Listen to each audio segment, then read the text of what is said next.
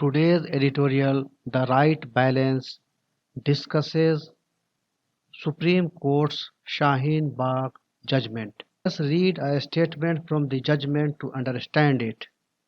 The Supreme Court bench says democracy and dissent go hand in hand, but then the demonstrations expressing dissent have to be in designated places alone. The present case was not even one of protests taking place in an undesignated area but was a blockage of a public way which caused grave inconvenience to commuters. We cannot accept the plea of the applicants that an indeterminable number of people can assemble whenever they choose to protest. The discussion in the editorial is based on the need for balance between the right to protest and the right to movement. The rule that protests should take place at designated spots. Will Supreme Court's Shaheen Bagh judgment lead to fresh curbs on right of peaceful protest? This is a well-written article, and so I will read it slowly to have a feel of this. Sudden organic protest should not automatically invite the state's strong arm.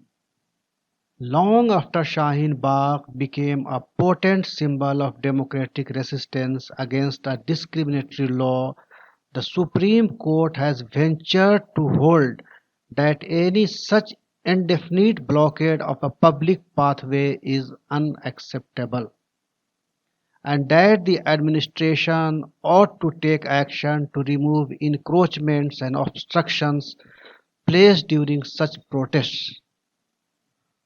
The court's assertion was made even while appreciating the existence of the right to peaceful protest against a legislation.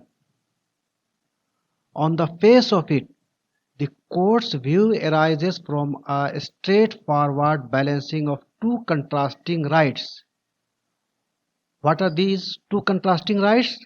The right to protest and the right to free movement. However, a moot question is whether the manner and content of a protest should always conform to forms deemed acceptable by the law. This is about protests, its nature.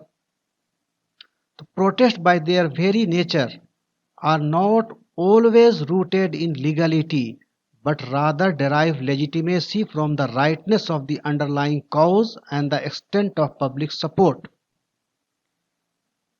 These are the oxygen for any protests. In many cases, they are against laws and regulations perceived as unjust. A flash strike, a spontaneous roadblock, a call for a complete shutdown, or a campaign to fill up jails by defying prohibitory orders, each of these is not in a strict sense legal. But at the same time, it is an inevitable part of the culture of protest in a democracy. In this case, the court rightly notes that the administration neither negotiated with the protesters in Shaheen Bagh nor tried to clear the scene. Any finding that a peaceful protest had continued too long or in a place deemed inconvenient to others should not encourage the administration to seek early curbs on the freedom of assembly. After the pandemic led to the end of the protest, there was little left for adjudication, and the court's remarks might come across as a gratuitous offering to administrators looking to delegitimize protests. Following the earlier judgment that any bandh is illegal, courts routinely state sector-wide strikes.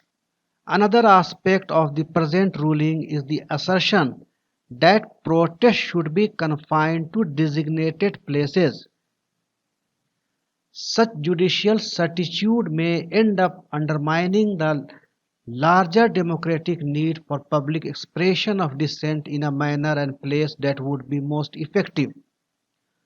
While notified demonstrations are subject to regulations regarding time and space, it may not be possible to extend the same to spontaneous, organic, and leaderless protest driven by a cause. The ruling should not form the basis for suppression of such protest by the force of the state. Both principles, the need for balance between the right to protest and the right to free movement, and the rule that protest should take place at designated spots, are salutary from an administrative point of view, but these cannot become unquestionable axioms to the point of rendering any and all protest that cause inconvenience to others the target of the strong arm of the state.